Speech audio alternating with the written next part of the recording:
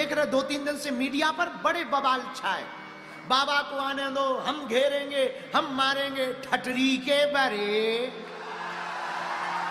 नक्कटा मूसर चंद हलुआनाथ का तुम्हारे बाप का देश है भैया। एक बाबा कुछ बोलता है, पूरी दुनिया पागल हो चलते हो। वो भविष्यवाणी करता है कि तुम्हारी जिंदगी में ये होने वाला, तुम्हारी जिंदगी में कल यह हादसा होगा। 2 दिन पहले पता चल जाना चाहिए था आपको, आपने क्यों नहीं बताया? तो वो इंटरव्यू के सवाल में क्या कहता है, जवाब में कहता है नहीं नहीं हमें मालूम था पहले से। तो ये कि मौलाना अमेरिका चांद पर चला गया, हमारे नबी तो 1450 साल पहले चांद पर ही नहीं अर्श मोहल्ला पर चले गए। जिस चांद पर वो आज गए हैं उस चांद को तो हमारे नबी बैठे बैठे उंगली से 2 टुकड़े कर दिए थे। वंदे भारत बनाकर गर्व करते हैं लोग, या बुलेट ट्रेन बनाकर चाइना गर्व करता है कि एक घंटे में 350 किलोमीटर दूर मौलाना, और हम यहाँ पर कुरान और हदीस की बातें कर रहे हैं। हम लोगों ने कुछ नहीं इजाद किया। अरे 1 घंटे में 350 किलोमीटर बुलेट ट्रेन बनाने वाले गर्व करते, हमारे नबी तो 1 घंटे में नहीं 1 सेकंड में 3 लाख किलोमीटर का सफर तय किया है बुर्राक पर बैठकर। आप कर सकते हैं, वजूद में ला सकते हैं। हवाई जहाज को वजूद में लाने वाला कौन? दुनिया बताए, अंग्रेज का बाप ही नहीं है, मुसलमान है वो। एमडी डॉक्टर पढ़ता है, अल कानून किताब को पढ़ना जरूरी है। कैम्ब्रिज यूनिवर्सिटी के अंदर इस किताब की इसको दाखिले निसाब किया गया है। जो एमडी करके आए, एमबीबीएस के बाद एमडी की पढ़ाई होती। पूछो कि अल कानून तुम्हारे अब्बा ने लिखे? 10 लाख अल्फाज एक हाफिज कुरान ने लिखा जिसका नाम शेख हुसैन इब्न अली सीना। आज जो सीजर करता है ऑपरेशन, डॉक्टर लोग पूछिए कि उसमें जो ब्लेड और उसमें जो कैंचियां इस्तेमाल करते हैं किसने बना के दिया? अबुल कासिम अज़हरावी ने बना करके दिया है, जो एक मुसलमान था। फादर ऑफ केमिस्ट्री कौन? जाबिर इब्न हय्यान। वीनस को आंखों से देखकर खोज करने वाला कौन? यही हुसैन इब्न अली सीना। कैमरे को लेकर बड़े उछलते हैं, इस कैमरे को वजूद में लाने वाला कौन है? इब्न हैसम है। गिनाने पे आए, आज जो 1 से लेकर 9 तक हम लोग 1 2 3 4 5 10 तक आप देखिए, उसमें जो 1 लिखते हैं ऐसे, 1 ऐसे होता है। पहले 1 ऐसे नहीं लिखा जाता था। 1 कैसे लिखा जाता था हमको बताते हैं, अलिफ या काफ 1 अदद में लिखा जाता था। लेकिन 1 से लेकर 9 तक जो अदद किसी ने दिया है तो मोहम्मद बिन मूसा अल ख्वारज़मी ने दिया है। कौन थे? मुसलमान। इसीलिए जय श्री राम, जय बागेश्वर धाम। सुना आप लोगों ने मौलाना ने क्या क्या है? जी हाँ, वापस से मौलाना सलीम चतुर्वेदी आ गया है और बागेश्वर धाम सरकार के खिलाफ अपना जहर उगलना चालू कर दिया है। तो ये जब भी आता है कैमरे के सामने तो सबसे पहले हिंदू धर्म, फिर बागेश्वर धाम सरकार पहले टारगेट पे होता है, फिर जो बचा खोचा चीज़ें रहती है फिर वो अपने धर्म या अपने चीज़ों के बारे में अपने लोगों को बताता है। नहीं तो सबसे पहले इसका टारगेट यही होता है। इसको जवाब अच्छे से तो हम दे ही रहे हैं साथ में, क्योंकि ये कभी ऐसा होता नहीं है ना, संपर्क भी तो नहीं कर रहा है। चैलेंज तो बहुत देता है पर कभी किसी बागेश्वर धाम के जो भी हैं सेवादार उनसे संपर्क नहीं करता है। क्योंकि कारण क्या है? ये है नेता, और नेता अगर इस तरह का नेतागिरी नहीं करेगा तो कैसे चलेगा? असल में इसको कुछ चैलेंज विलेंज करना होता नहीं है, बस सिर्फ बकवास करना होता है। अभी इसने कुछ और बयान दिया। पहले तो कुछ फ़नी बयान थे, आप लोगों ने सुना, और उसके बाद कुछ बागेश्वर धाम सरकार के खिलाफ इसने बोला। तो सबसे पहले मैं बोल दूं आप सभी को कि नागपुर में कुछ हिंसा हुआ है। आप सभी को पता है कि वहाँ कुछ इन्हीं समुदाय के लोगों के द्वारा हमारे समुदाय लोगों को काफ़ी चोटें पहुंचाई गई है और उनके जो दुकानें हैं वो तोड़ दी गई हैं। बहुत ज़्यादा नुकसान पहुंचाया गया है और बहुत ज़्यादा तकलीफ़, गाड़ियाँ वगैरह सब XYZ जला दी गई है। बहुत ज़्यादा तकलीफ़ हुआ है। इस विषय को लेकर, इस विषय को देखते हुए बागेश्वर धाम सरकार कल थोड़ा सा कुछ उस पे बयान भी दिए थे। बागेश्वर धाम का जो कहना था उन्होंने प्रॉपर ढंग से कह दिया। देखिए कुछ चीज़ें ऐसी होती है कि जो मैं चैनलों के माध्यम से आपको सुना समझा नहीं सकता हूँ, दिखा भी नहीं सकता हूँ। कारण क्या होता है कि आजकल जो यूट्यूब है वो थोड़ा सा सख्त हो चुका है, तो उसकी जो पॉलिसी होती है उस पॉलिसी के अनुसार हमको भी काम करना पड़ता है।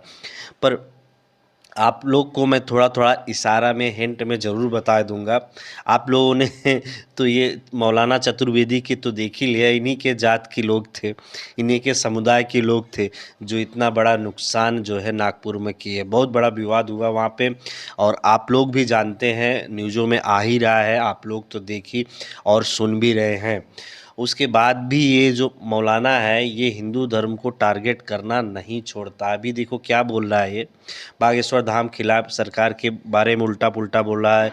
इतना मालूम है तो 2 दिन पहले क्यों नहीं बता दिया? तुम्हारे बाप के क्या बोलते हैं उसको, अब जाने दो, ज़्यादा उल्टा नहीं बोल सकता, क्यों बता देंगे वो? हाँ ज़रूर ये बात है, दुख की बात है, बताना चाहिए, इसको रोकने की कोशिश भी करनी चाहिए। पर देखिए भगवान के पास जब आप जाओगे, अर्जी लगाओगे, तभी चीज़ें आपको पता चलेगी। अगर ये सोचो कि भगवान आपके घर में आके चीज़ें बता दें तो कभी नहीं हो सकता ऐसा कभी नहीं हो सकता। भगवान के पास आपको जाना पड़ेगा, उसके लिए अर्जी लगानी पड़ेगी, तभी जाके वो चीज़ें उनको पता भी है। क्या भगवान को पता नहीं है? क्या इस ब्रह्मांड में जो कुछ हो रहा है, जो कुछ रचित किया गया है, क्या भगवान को पता नहीं है? भगवान तो सब भोले भंडारी देख रहे हैं बैठे बैठे कैलाश पे, तो क्या उनको पता नहीं है? सब पता है। क्या वो रोक नहीं सकते? क्यों रोकने जाएं? ये जो कहते हैं ना कि मानव मानव के दुश्मन हो गए, उन्होंने तो मानव बना दिया, अब मानव मानव के दुश्मन हो गए तो उनकी क्या गलती है?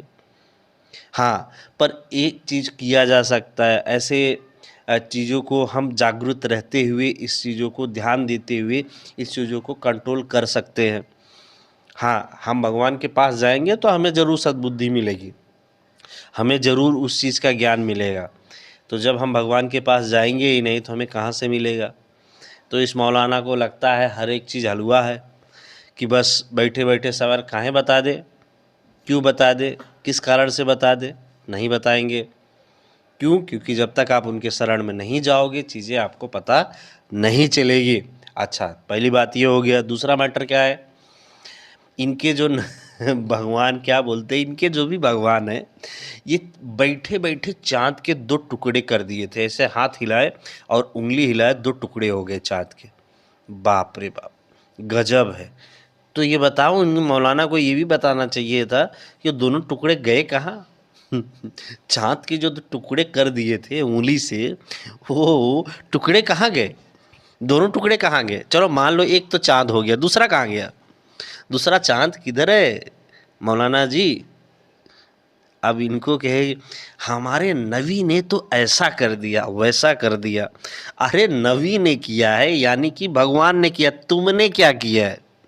अब ये गिना रहे हैं कि हमारे नबी जो है 1 लाख, क्या बोलते हैं, 3 लाख किलोमीटर 1 सेकंड में सफ़र कर लिए। चलो ये भी मान लिया हमें कि लाइट स्पीड जो इस धरती पे, इस ब्रह्मांड में जिस स्पीड से हम जा सकते हैं, लास्ट स्पीड जो है वो लाइट की स्पीड है, और लाइट की स्पीड जो होती है वो 3 लाख किलोमीटर पर सेकंड होती है। हम ये भी मान लेते हैं, पर चलो हम मान लेते हैं, वो तो भगवान हैं, तो हर किसी के भगवान ये कर सकते, मान लिया।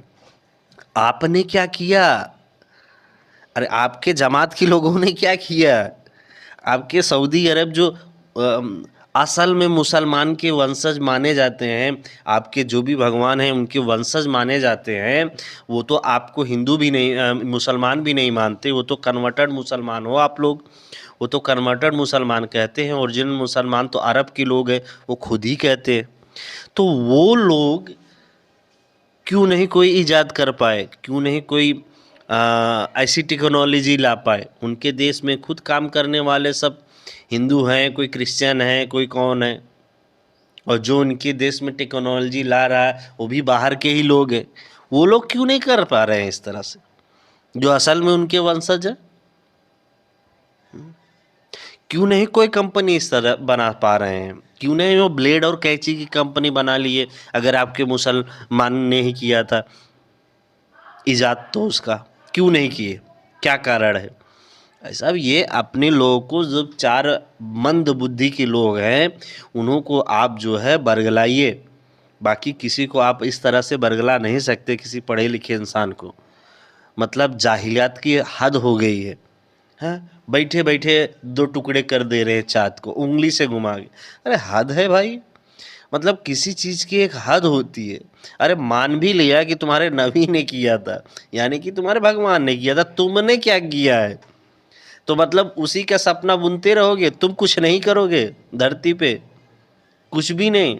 आज जिस टेक्नोलॉजी से बात कर रहे हो इतना, आप बोलते हो सब चीज़ हराम है, तो आप तो ये भी चीज़ हराम होना चाहिए कैमरे के सामने जो आ रहे हो, ये नहीं हराम है। आप टीवी पे एक्ट कर रहे हो, एक तरह से एक्ट ही है, ये हराम नहीं है। मतलब हद है किसी चीज़ की। और इनको तो टारगेट बस हिंदू धर्म ही दिखता है। जैसे इनको नहाने खाने के बाद सुबह सुबह और जैसे इनको आँख खुलता है बस हिंदू ही दिखते हैं इनको चारों तरफ, बस हिंदू हिंदू हिंदू। बाबा बागेश्वर धाम, किसी चीज़ की एक सीमा होती है। और हाँ, जो ये लोग कर रहे हैं, हमें नहीं लगता है इनका पतन जो है बहुत ज़्यादा दूर है, बहुत ज़्यादा दूर नहीं है। और एक रिक्वेस्ट और है कि जात पात छोड़ो और हो जाओ हिंदुओं एक, नहीं तो फिर कब कहाँ हिंसा हो जाएगी ना, फिर समझ सकते हैं आप। ज़्यादा हम कुछ बोल नहीं सकते, इस चैनल के माध्यम से ज़्यादा हम आपको समझा नहीं सकते, ज़्यादा खुल के नहीं बोल सकते, बस इशारा ही काफ़ी, समझ लो। बस इतना कहेंगे, बागेश्वर धाम सरकार के रास्ते पे चल लो, एक हो जाओ।